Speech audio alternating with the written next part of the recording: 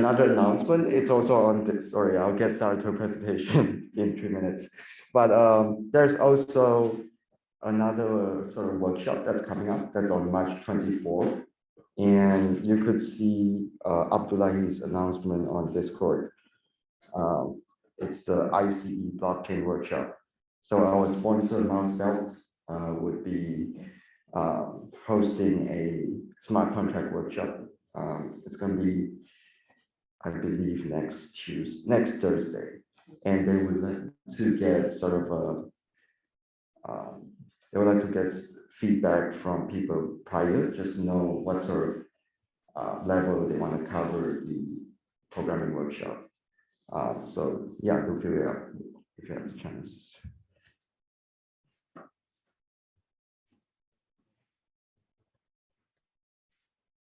Yeah, so I'm gonna start presenting right away because a lot of you have been waiting already. But feel free to go grab food during the presentation.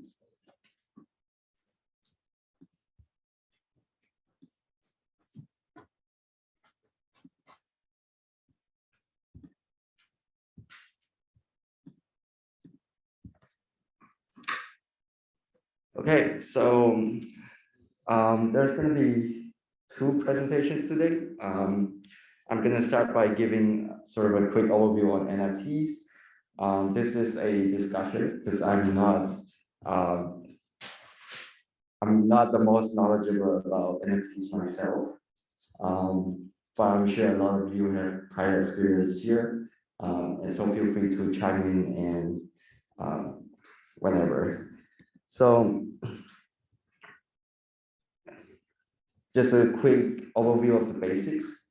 NFT stand for non-fungible tokens, and it is used to track provenance, which is just a fancy term that means the chronology of ownership of a digital asset. Commonly, NFTs exist in the form of art, in-game items. Sometimes they are also used as event tickets. Currently, the daily trading volume of NFTs is around $100 million. So this is in comparison to the total trading volume, daily trading volume of $76 billion for crypto in general.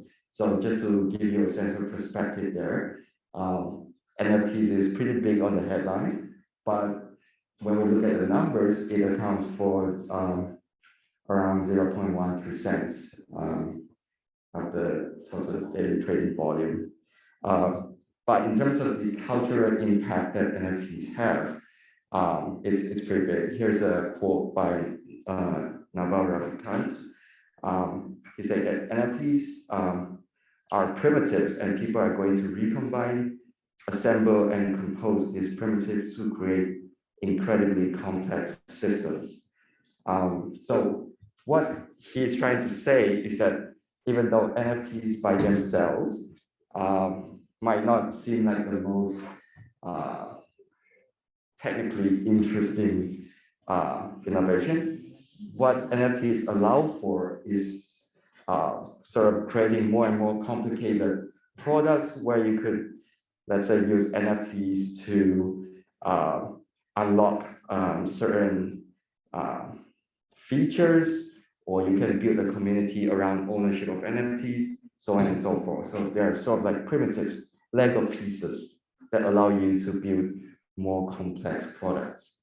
While I was doing research, I also came across this Twitter post that I thought sort of sums up the sentiment of people who are very bullish on NFTs. So here we have buying an NFT is angel investing in culture. So of course, there's a lot of, it remains to be seen whether it's a good idea to put a price tag on culture, but the proponents of NFTs certainly think that that's the way forward. Okay, so just to give a quick history on NFTs and how we got here. So the first sort of large-scale NFT product was CryptoKitties in the 2017s. The concept is simple. It's sort of inspired by Tamagotchi. Who here have had a Tamagotchi when they were young? Who here knows what Tamagotchi is? Would you like to give a quick explanation? Sure, whoever raise your hand. Right, you want to take. So the idea is, so I personally don't own one, but I had a similar one. But the idea is that you grow like a digital animal, digital pet, and then you revisit every day to sort of feed it and make it grow. And if you forget to grow it and forget to feed it, then it will die. CryptoKitties is this, but on the blockchain, right? So you have an NFT. It's tracked on a blockchain that you own an NFT representation of a kitty, and this kitty has like genes which you could crossbreed with another NFT kitty to create more NFTs. And this blew up. This was back in 2017. Yeah, it sort of faded away after some amount of time. We'll see some stats about this later. But last year or 2 years ago, right now, there was sort of a resurgence in NFT popularity. It was sort of kickstarted by this incredible success of the digital artist people in converting his digital art into NFT and selling them for a huge amount of money. So the picture on the left, this is sort of like a snippet of one of his NFTs, first 10,000 days, which was auctioned at Christie's for $69 million. So Christie is a renowned auction house that is based in London. And the fact that NFTs were sold there sort of helped provide legitimacy to the value of NFTs. But that's not the end of it. For most Web3 users, NFTs is less about art and more about sort of alternate applications in different Web3 related products. For instance, CryptoPunks is very popular on Twitter. And the idea is that there's only 10,000 CryptoPunks that has ever been created. And I believe CryptoPunks was created all the way back in 2017, but it got really popular. And you could buy one of these NFTs and you can then put them on Twitter, just sort of as just to showcase everyone that you are part of this community, and then you own one of this NFT that's worth hundreds of thousands of dollars. Of course, no one can forbid you from putting up CryptoPunk even if you don't own it. So it creates sort of this. I mean, there are people who are trying to get other people to take down their profile pictures because they don't own the NFTs, stuff like that. It's a whole shit show. Okay, besides CryptoPunks, Axie Infinity is also fairly well known in the Web3 community. It's basically a game where sort of similar to CryptoKitties, where you own NFT characters inside the game, and you could interact with other characters, and I believe you could fight or something like that. Who here has actually played around with Axie Infinity? All right. Can you briefly describe how the game works? Yeah, I mean, it's just like you have 3 characters, and it's just like a kind of campaign level thing, and you get rewarded in their in-game token for each level you complete. Gotcha. Is there any PvP component? Yeah, you get more rewards for like competitive against other players. Okay, gotcha. So it's not like you would like attack other animals. There's like you can either do like go against AI or against other players. Gotcha. And I would assume that the rewards comes in the form of like Axie tokens, or yeah, it's called SLP. Awesome. Yeah, so that's an example of NFT in gaming. Decentraland, that's on the bottom left there.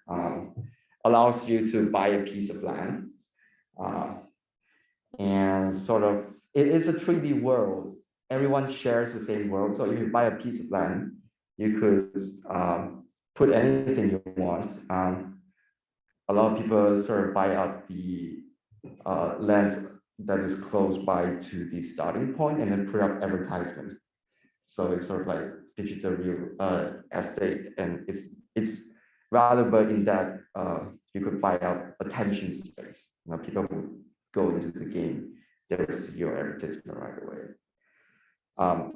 And more broadly, NFT has been sort of mentioned quite frequently in discussions about metaverse. So today, I thought it would be useful for us to actually go into technical details of NFTs and sort of examine really how secure and how much does it reflect the ethics of blockchain, which is decentralization. Because it is quite frequently heard on the news that there is rug pulls, or maybe the NFTs are stored in centralized locations. I know that stuff. So today we're going to go over some of the technical details of NFTs. So I took this diagram from a paper that I've linked in the reference slide. It's a very comprehensive paper. So the idea is that NFTs is a contract. Most commonly, we talk about the Ethereum NFTs, which is known as ERC 721. This is sort of the standard for an NFT contract. It differs from ERC 20, which are tokens. And the difference is that ERC 20 tokens, you can hold decimal amount. So you could have like 100.5 Uniswap tokens, but you can only have 1 or 2 or 3 NFT tokens. And recently there's a more sort of advanced version, an updated version of ERC 721, known as ERC 1155. And it allows you to not only have integer, so it allows you to have fractional shares of NFT tokens. For people who are sort of deep in the NFT space, are you aware of any project that are using ERC 1155? Right. Well, I don't know about NFTs, but people have been buying real world art and then selling NFTs as tokens, all this. Right. So, yeah, okay. So sort of on that point, how does this ERC 721 contract actually keep track of the image?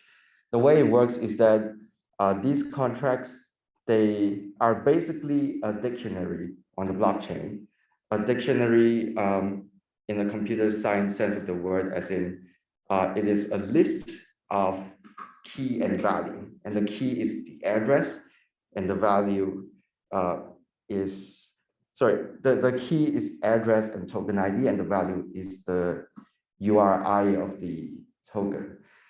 So what that means is, for instance, you would have an NFT, a CryptoPunk NFT, and if you own the first entry of the CryptoPunk collection, that first entry is linked to a URI of the image that actually stores the image of the CryptoPunk. Sort of just to explain why that is necessary. If you were to store the image of the NFT itself on Ethereum blockchain, it would be very expensive. So the current rate is around 76,000 US dollar per gigabyte of data stored on Ethereum. So that's not feasible. So instead, what they do is that you would upload the image and then get the URL to the image, and then store that URL on the blockchain. So let's take a look at how it actually works. There's a site that allows you to look at an NFT and look up the address of the NFT and see where its image is stored. So I'm just going to scroll down and use one of the examples.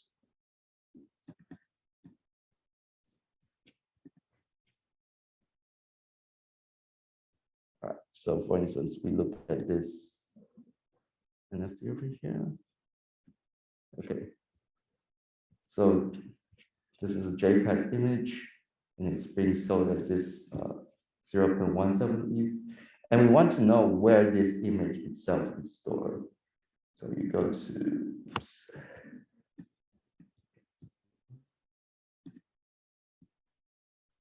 So I'll copy contract address. And token ID is 140082.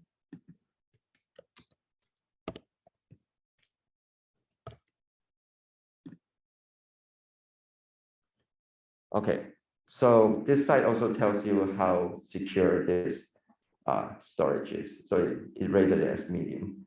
And the reason is because this image is stored on IPFS. So let me scroll down here.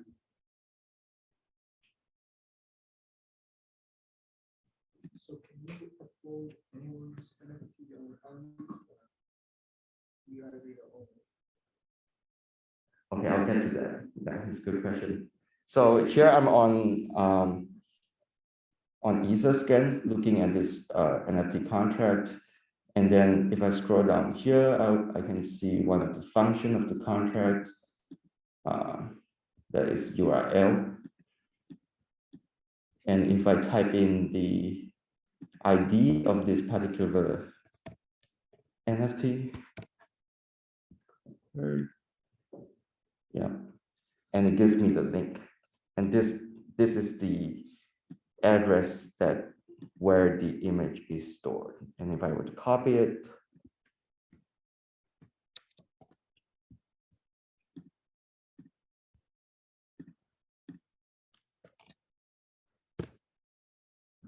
okay.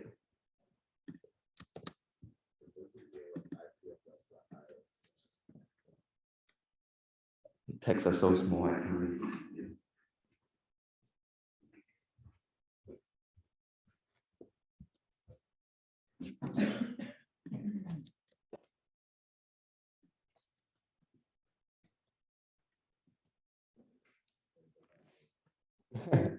Wait, did I delete the to left?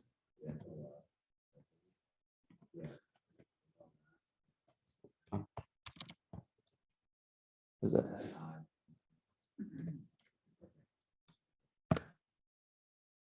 Okay, so here's the metadata of the NFT, and zoom in again. And there you go. Here's the link of where the image itself is stored. And I have to do the whole ordeal again, which is fun.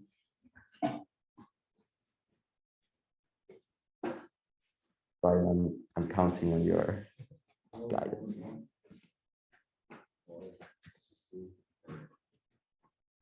Backspace. Go forward.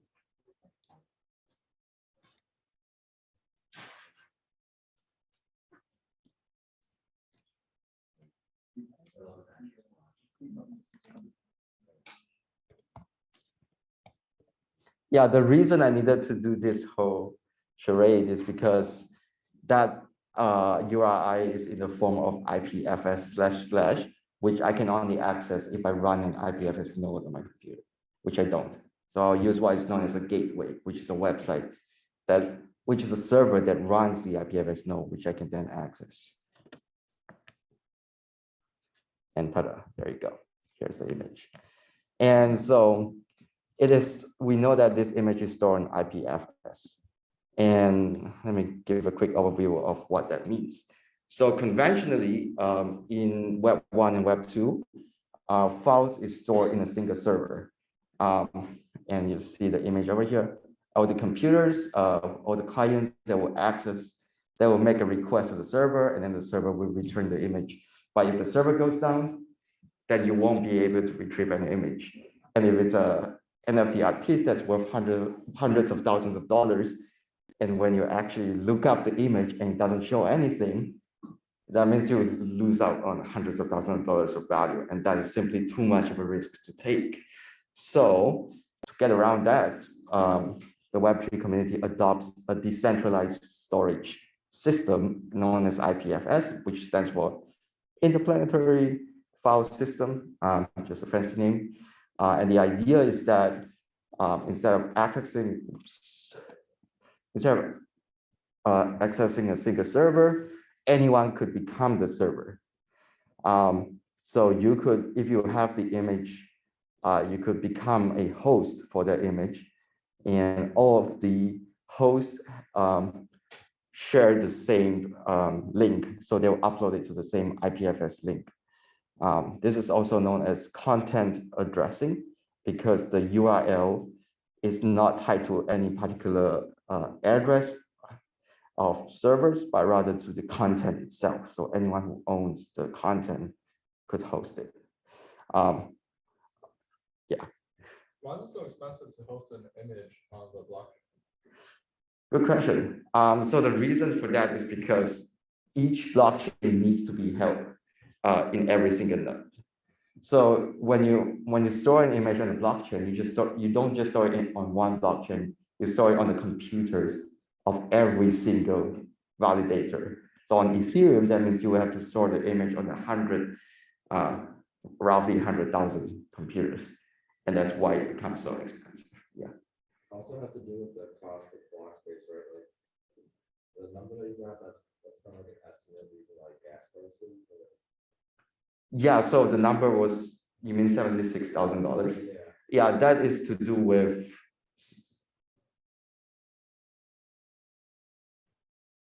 I believe, so yes, you only pay validators through gas. That is correct.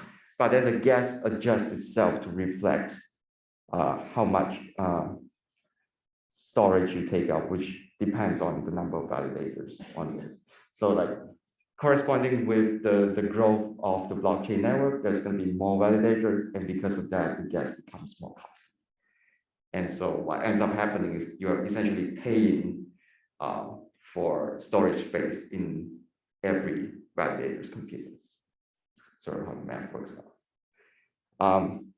So in the case of IPFS, you still need someone to host it. Even though you can host it yourself, it becomes very inconvenient if, let's say, you own an NFT, but you have to keep your laptop up 24/7 so that you could host the image so that other people could see the image. That's not convenient at all.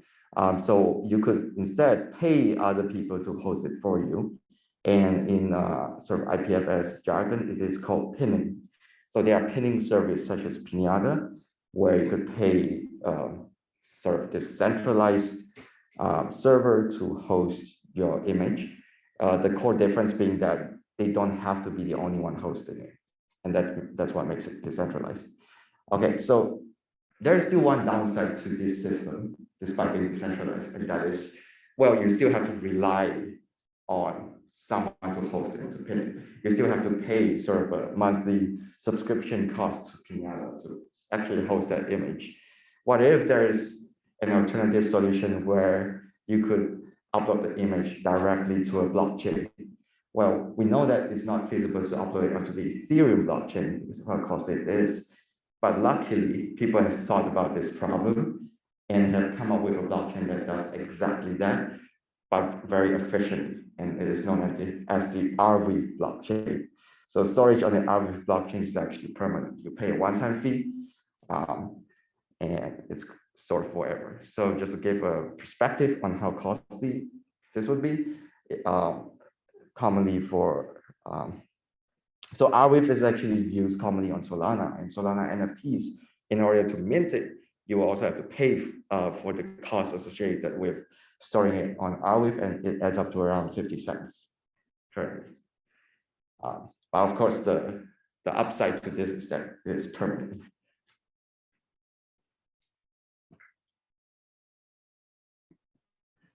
Okay, so I thought it'd be useful for us to actually look at some statistics before we start investing in NFTs ourselves. One of the things that are not talked about frequently enough is how liquid the NFT market actually is. And what that means is if you were to buy the NFTs, how easy it is to sell it at a price that's higher than before and make a profit. So this is a 2022 paper. They looked at all NFT sales on Ethereum, Wax, I believe is the other blockchain, and Solana. And they found that less than 10% of NFTs are sold at least once within 1 week after primary sale, and only about 22% within a year. So flipping NFTs is requires some amount of skill. They also found that the price of so after minting the first sale, that price value is strongly correlated with the median price of previously sold NFT of the same collection. So it's quite common for collections to show their floor price, but what this paper says is that it might be more useful to look at the median price of NFTs in that collection, and that gives you a better gauge of how much you can resell your NFT. The second factor that they identify is the centrality of buyer and seller.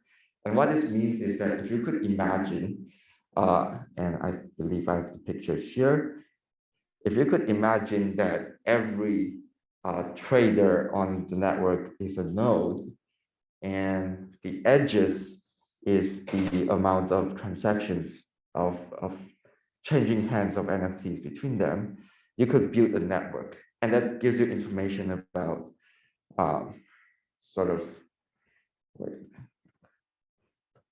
gives you information about like who is the major players in this arena. And they found that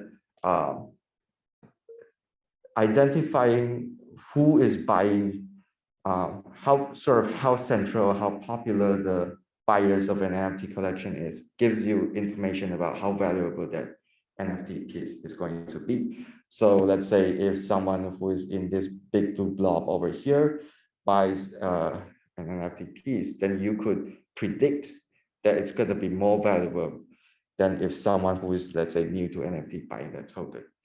And this makes sense sort of on an intuitive level, because someone who is a big player, there's sort of an amount of trust that the community places on them to become sort of a judge of the value of the NFT piece. And so very organically, you have a system where certain traders' opinions of NFT values are valued more than others.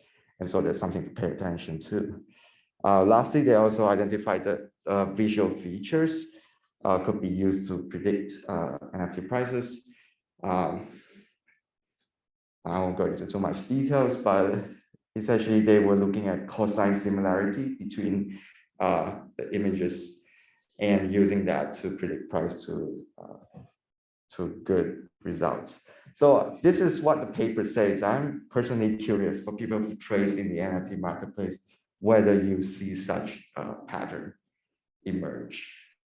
If anyone has. I think visual features is a big one because like there's like a rarity thing where it shows like only 1% of the NFTs in this collection, like clones, have a background that's this color. Takashi, like that trait, like traits are very important, and like the more rare the trait is, the more valuable your NFT will be. I see. Yeah, so Abdullah is pointing out that within collections, usually they have different rarity of traits. So let's say of 10,000 CryptoPunks, only 1% of them wears a certain type of hat, and that gives them more value. I believe what this paper is also pointing at is that even across different collections, if they have certain aesthetics that corresponds to the Web3 aesthetics, then they're going to be valued more highly. Right. So moving on from that, prices and sales were found to follow the power law distribution. So here's a quick formula. The probability that something is going to be valued at S is proportional to S to the power of negative 1.5.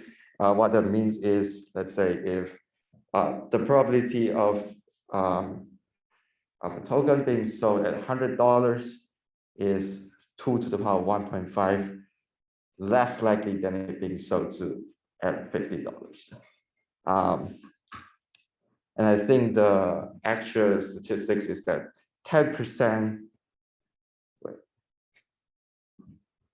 so majority, I believe it's 50%, down here in the notes, 50% of NFTs are actually sold for less than $200, just to give you a perspective. And a quick breakdown of the different types of NFTs that are being sold. You can see that prior to 2019, most of the NFTs that were being traded are paintings, art. But during 2019, there's a great deal of innovation that sort of happened, and you could see that other utilities such as metaverse, and metaverse includes stuff like Decentraland, where you could buy a piece of land, or games start to take over the NFT marketplace. But then in 2020 to 2021, because of the Beeple event, there's a resurgence of interest in the NFTs as art forms. And the graph on the top is actually exponential. So you could see that there's an exponential growth in daily trading volume of NFT between 2020 and 2021. Any questions about the graph?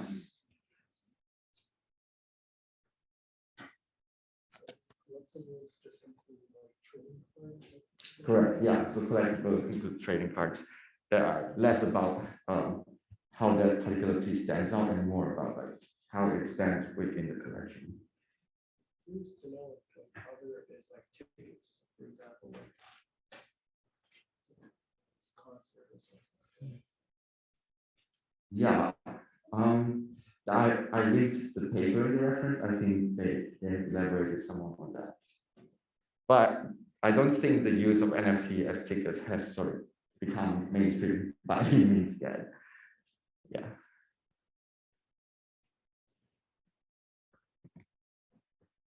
Okay, for the elaboration on the graphs, so they found that 10% of buyer-trader pair accounts for 90% of transaction, and that traders are specialized. So what that means is that traders tend to trade within certain collections, and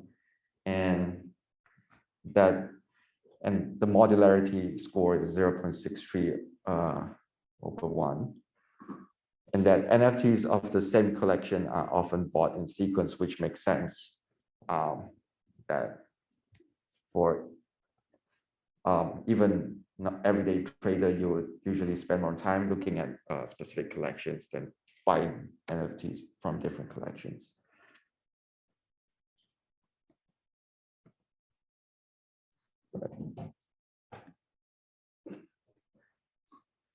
And here's some stats for people who are interested in the financial aspects of NFTs.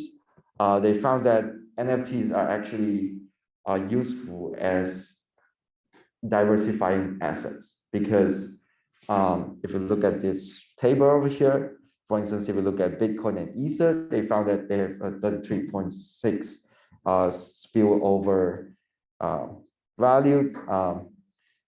What that means is whenever there's volatility in Bitcoin, Ether follows with this likelihood. Whereas if Bitcoin becomes volatile, CryptoPunks are not affected that much. So if you have a good collection of NFTs and different crypto in a portfolio, then you can sort of hedge against the price movements.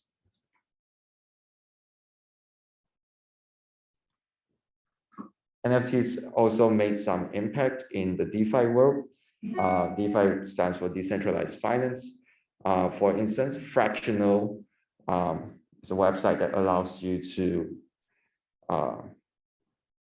lock away a piece of NFT in a vault, and other people could buy fractional shares of those NFTs. And so you can basically have fungible tokens that represent proportional ownership of a non-fungible token. And Wyatt, I believe you were pointing at how this is a common practice, even in traditional art market. One on the right is NFT.fi, and it allows you to use NFT as collateral for loan. So you can store away a piece of NFT and use that to borrow some amount of money temporarily. And if you fail to pay back within a certain duration, then the NFT gets transferred to the person who lends you the money. Yep, so these are the references. That's all for this. And let's take a short break, and Wyatt would give us an overview of crypto tax laws. Thanks for your attention.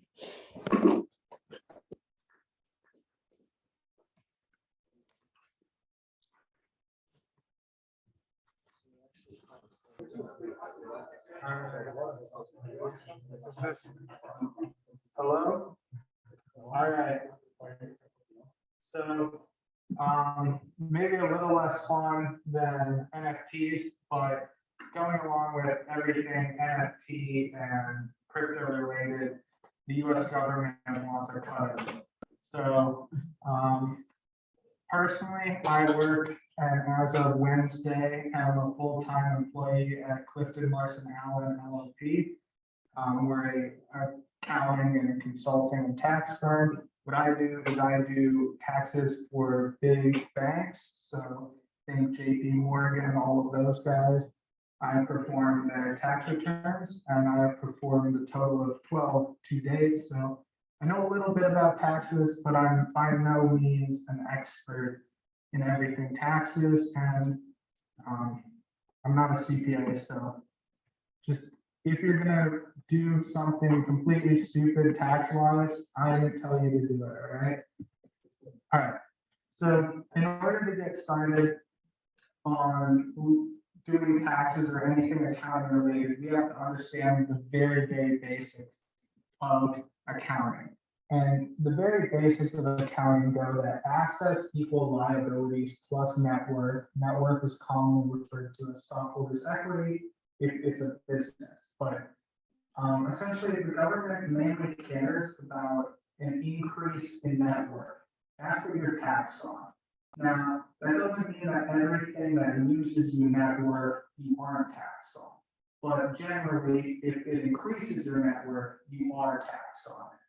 So anything that you gain as a result of doing work, as a result of trading, as a result of giving a gift, all of that increases your assets. And thus, because it increases your assets, it has to do something to the other side of the equation. And thus, it will increase your net worth. The same is true for, well, not the same, but the inverse is true for liabilities. So let's pretend you have a mortgage, right? If your mortgage goes away overnight, there's a decrease in liabilities and thus an increase in net worth. Therefore, the government determines that that is taxable income. So let's say your student loans are forgiven tonight. That is an increase in net worth and thus is taxable income according to the IRS. Anything that increases net worth increases your taxable income with certain exclusions, which we will touch on a little bit going forward. Mainly, the life insurance is pretty much the only asset, and forgiveness of certain types of loans are the only liabilities that are exempt. So, like I just said, taxes are levied on increases in real net worth. So the general rule is income from whatever source derived is taxable income with some exclusions. Some exclusions, as I talked about, are very few, but one of the biggest exclusions is tax-free interest, bonds, and loans. And I was talking with someone here at the club the other day about why am I invested in government bonds? And he thought that was the stupidest thing he had ever heard. And to some people, that might seem like a really stupid idea, since it has a much lower interest rate than I could get if I just put my money in other forms of bonds. But I am untaxed on my tax-free bonds, and therefore I don't have to pay whatever my marginal tax rate is. Mine's pretty low, so maybe it isn't a great idea. But if you were a really high income taxpayer, you wouldn't have to pay taxes on your tax-free loans and bonds, and therefore it would be like getting 35%, or in some cases more percent, more interest than if you had gone with taxable other bonds. So just something to think about, and always take into account the tax considerations of your bond purchases when you're purchasing these bonds.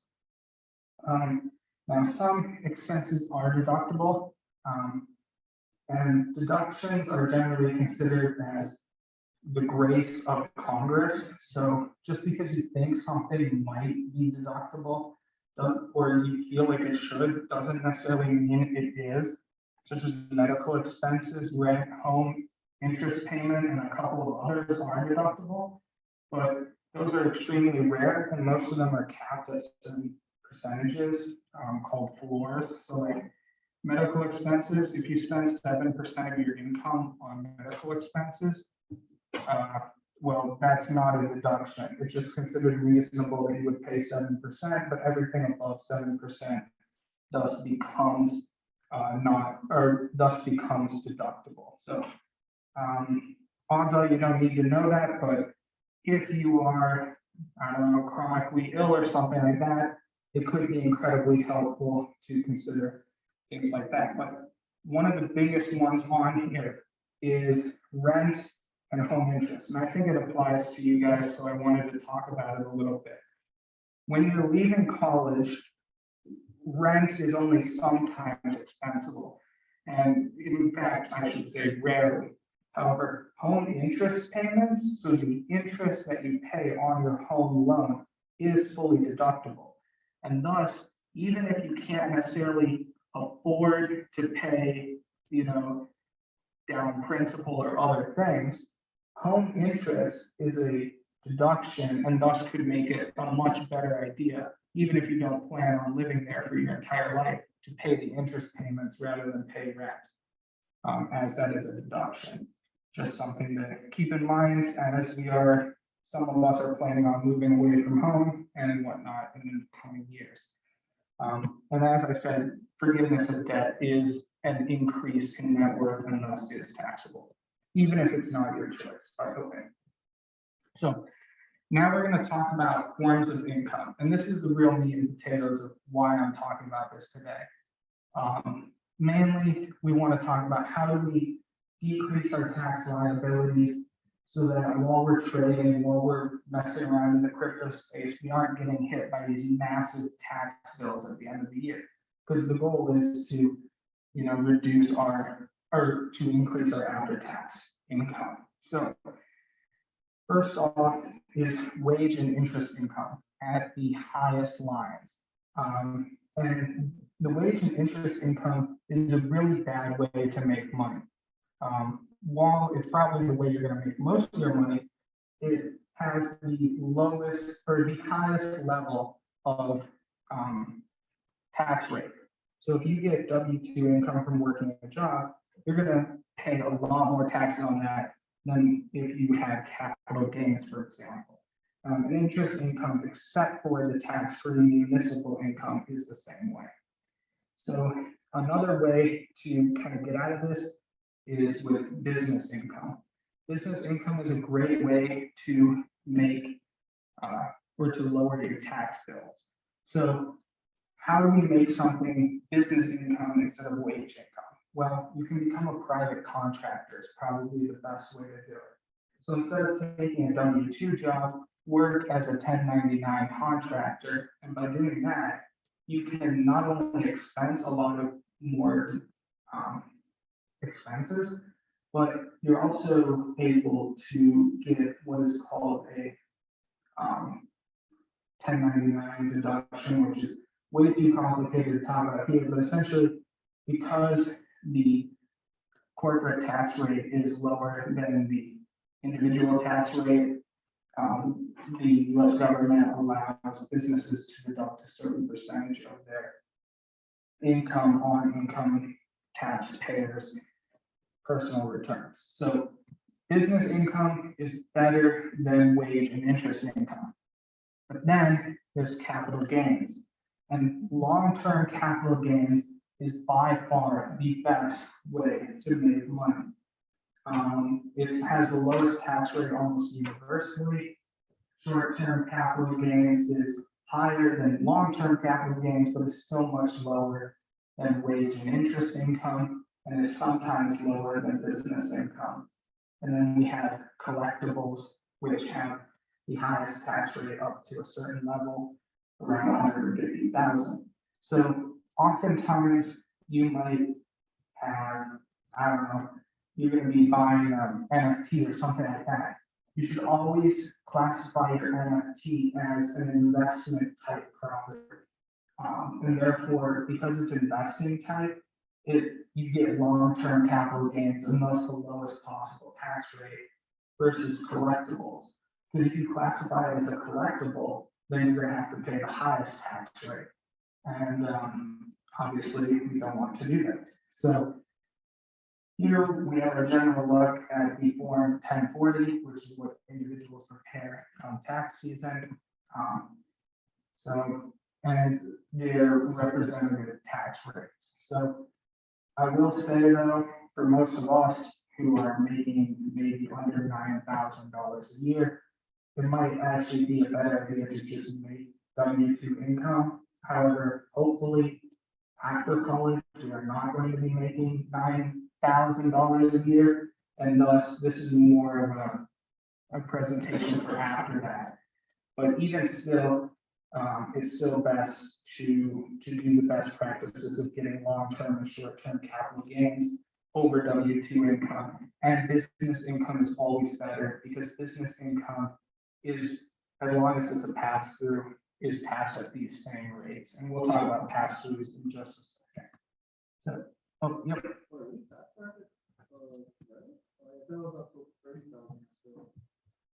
For what? These are the 2022 stats. Yeah.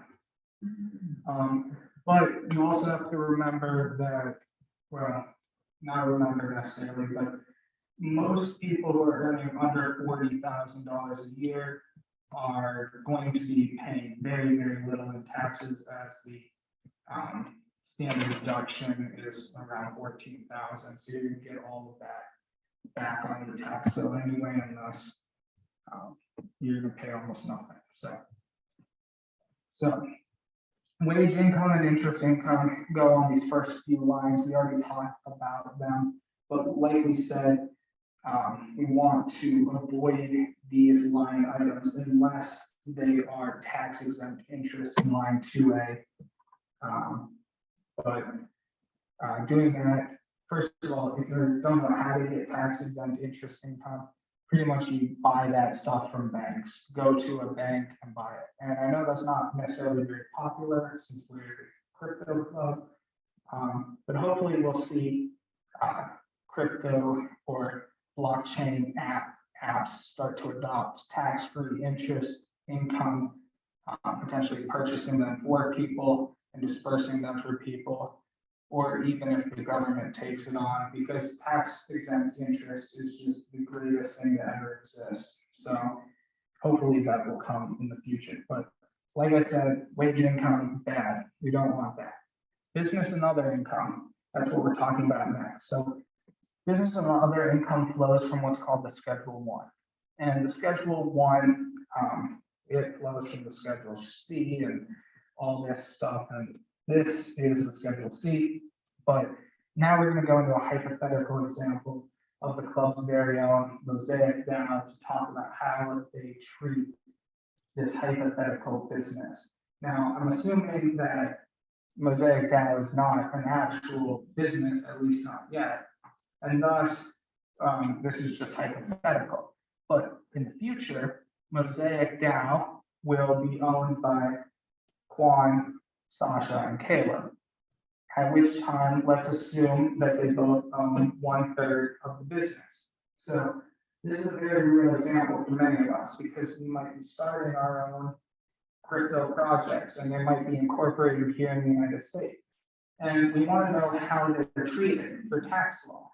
And the general rule is for most of these companies that the income will flow through. So what's going to happen is they're going to take this statement, what's called the Schedule C, and they're going to add up all their income, deduct all their expenses. At the very bottom, they're going to get their net income. But then that net income is going to be divided 3 ways in this hypothetical example between Quan, Sasha, and Caleb. And each of these 3 people will have to place on their personal tax returns the income from the Mosaic DAO, and it will be taxed at their respective tax rates. So what that means is that, let's say, Caleb is only making $10,000 a year, but Quan's making $1 million a year. Quan's going to be paying an absolute boatload more taxes on his income from Mosaic DAO than Caleb would be. And so when you're creating your companies, you want to keep in mind these tax consequences and make sure that each of these taxpayers can pay their taxes on the income that you're generating. So it's just something to keep in mind and be careful about because you don't want your company to make millions and millions of dollars and you not be able to pay it, or you have to sell products at the end of you have to sell capital equipment at the end of the year. Yep. So is that why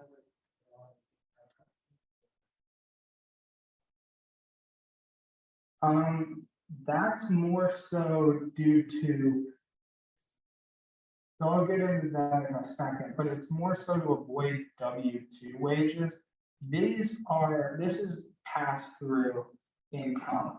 So if the tech company was in the very early stages, yes. However, if they're Facebook, it probably won't affect them, and all publicly traded organizations cannot be pass-through entities. So, but yes, we'll talk about another thing in a second related to paying your executives $1.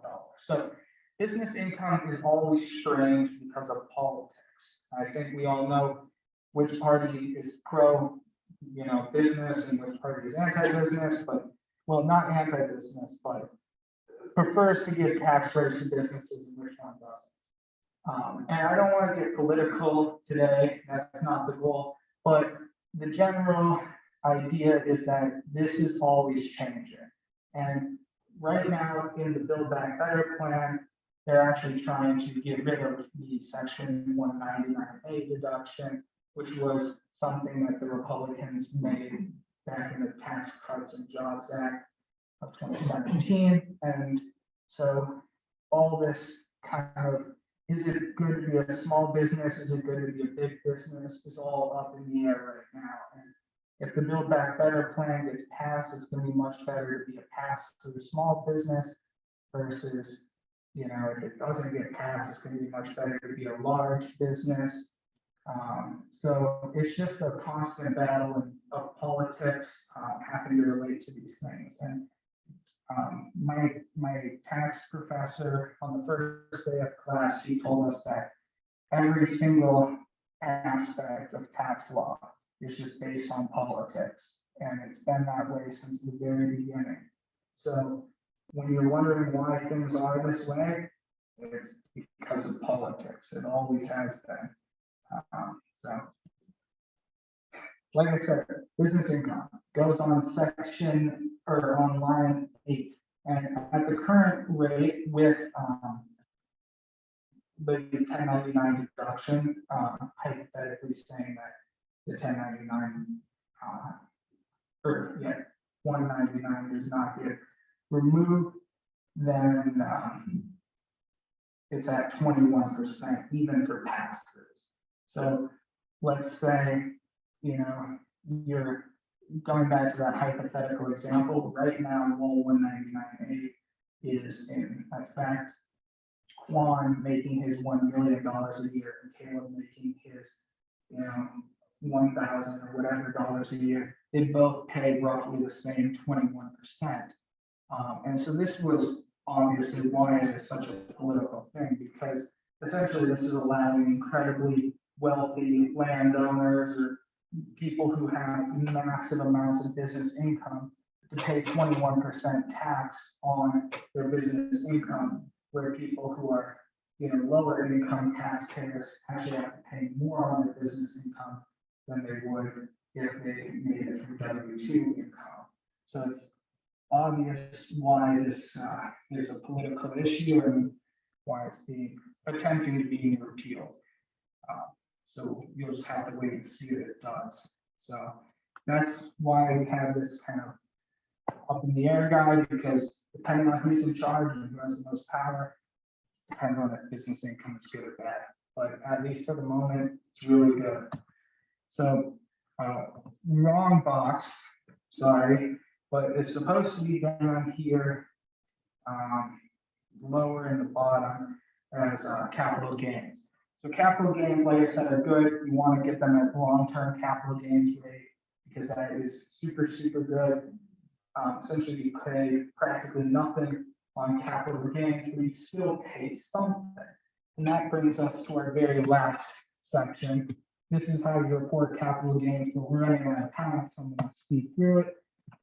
The golden goose, right? So let's say going back to the question earlier about why do people pay $1 to their executives? Well, here's why.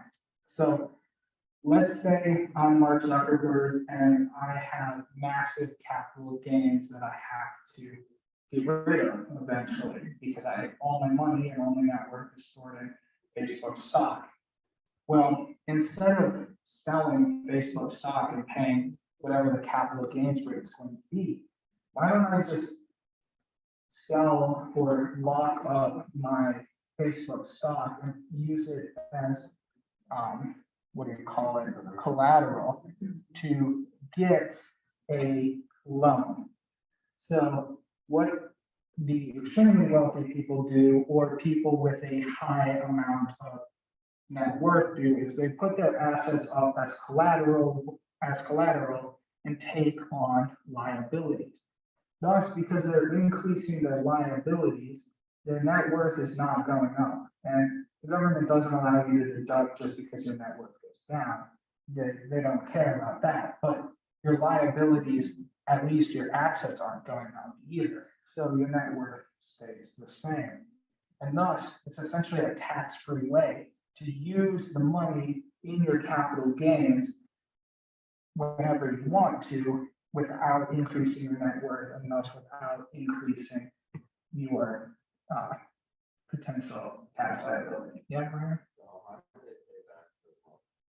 So that's a great question.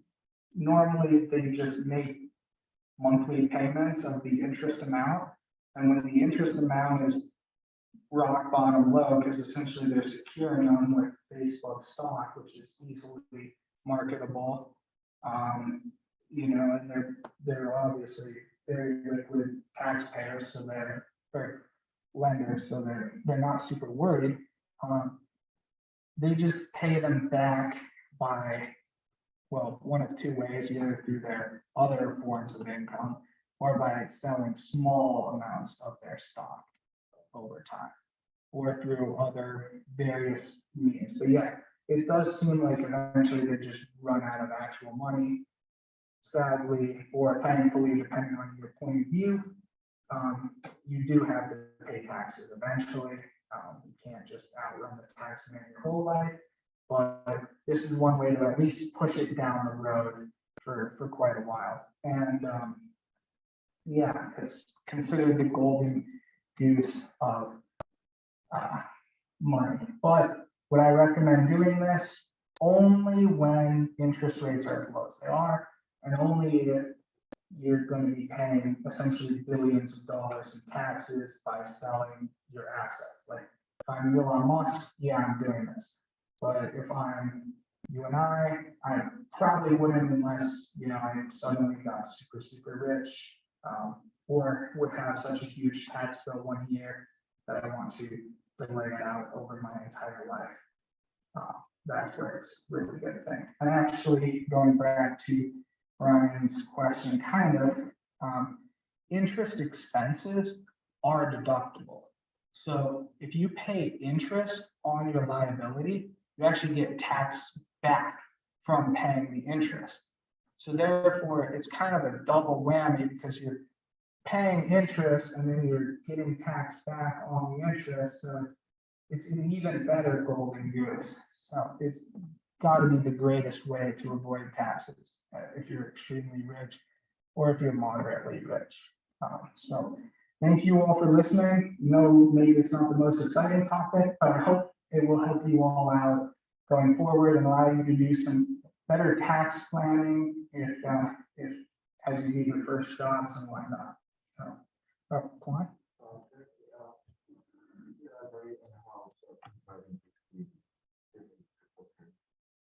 Oh,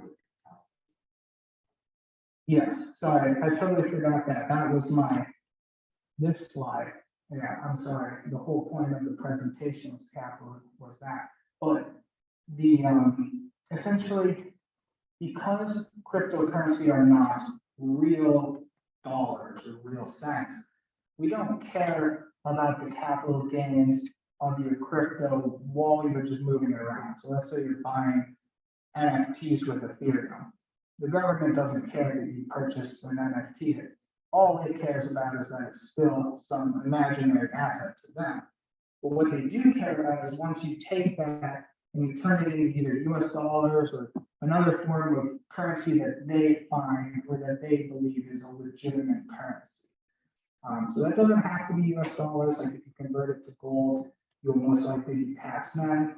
And then essentially with capital gains, it is what it sounds like. It's only on the gains. So let's say I pay $1 million for an asset, it becomes worth 10 million. I am only taxed on the 9 million increase, not the original 1 million. And so it's super important that you keep track of what you purchase things for, which is called basis, as well as what you sold things for and the date that you sold them, especially in the crypto market where prices can fluctuate a ton. And the burden of proof is on you to say, hey, I sold it for this price, I bought it for this price. And if you don't know, they might just disallow you the basis and you'll be charged taxes on the entire thing. So the real thing is you are, at least for now, the government may change this due to their new, executive order looking into crypto and, digital assets more closely. They may change their tax treatment, but at least for now, as long as your money is in imaginary assets, according to the government, it is untaxable until you convert them back into regular assets. Yep.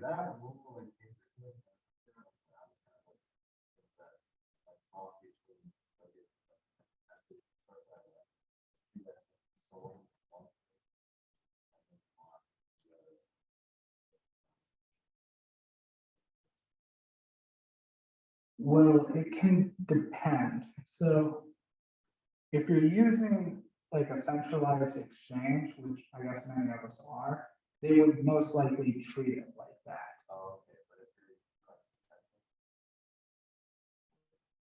Yeah, and all centralized exchanges will send you what's called the 199 div, and will essentially send that to the government for you because they have to by law. And just that's to protect them, right? They want to ensure that. But the general idea is like, let's say I'm just converting between tons of currencies or just playing around converting between currencies. I'm not actually getting any gains out until I pulled out my gains, as long as I'm still treating everything as investments. If I'm going around and I'm using my Ethereum to purchase assets or other things, it might not be treated that way going forward.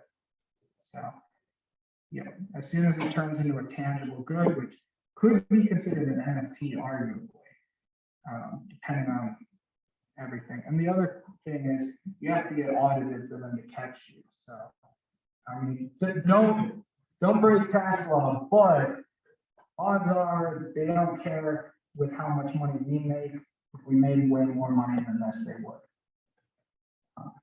Yeah, sorry.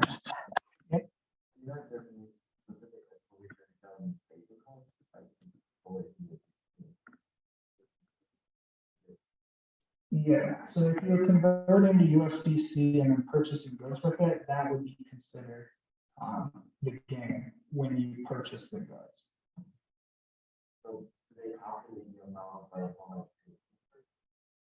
No, so essentially the formula would be, so let's say I bought $1,000 worth of Ethereum, it increased in value to $2,000. Then I cash it out into a usable form, which could be considered like putting it on my crypto.com card.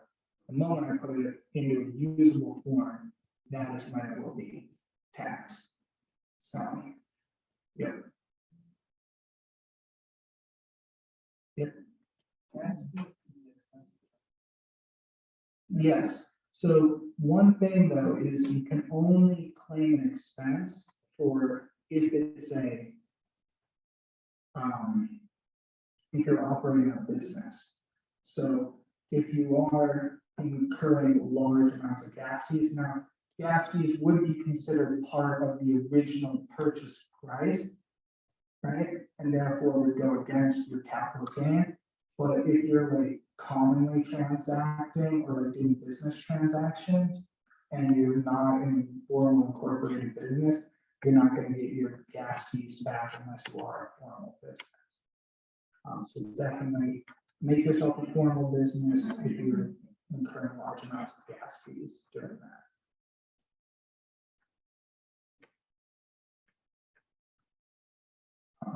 One other thing I looked into, this probably isn't even a good question, but I was curious about if impermanent loss counts as a loss for tax reasons. And it does not, because you can't deduct a loss that didn't actually happen. Now, if your currency becomes completely worthless, like let's say you were providing liquidity for Dogecoin versus Ethereum, right? And suddenly Dogecoin becomes completely worthless, or vice versa, and you were thus left with a massive amount of impermanent loss by holding on to the rest of the other, well, in this case, it would almost be permanent loss, but you're holding on to the rest of the asset that's now worthless. You can write that off as a worthless asset then and get the deduction as a capital loss. Capital losses are limited, so don't make massive capital losses, but they can always offset your full capital gains. So as long as your impermanent loss still has some value that you could get out, it is not a true loss until then. Or if you pull out, if you stop providing liquidity and then you sell your new asset at the loss, then it would be, but you're not going to receive the money difference between what you could have had if you had held on to the asset versus not held on to it. All right. Any other crypto related questions?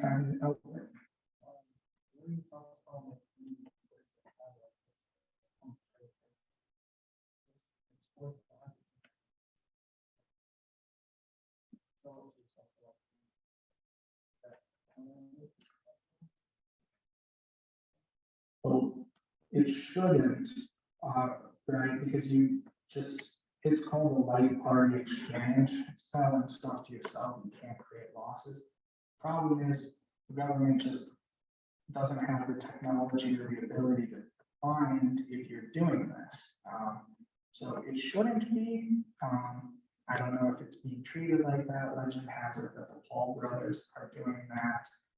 I don't know, but it shouldn't be treated in that way. But if you transfer it to yourself and then you sell it, you know, years down the line, if you just exchange it, you still have that same basis that you bought it for, you still get that same loss. Or that same capital loss to offset your capital gain.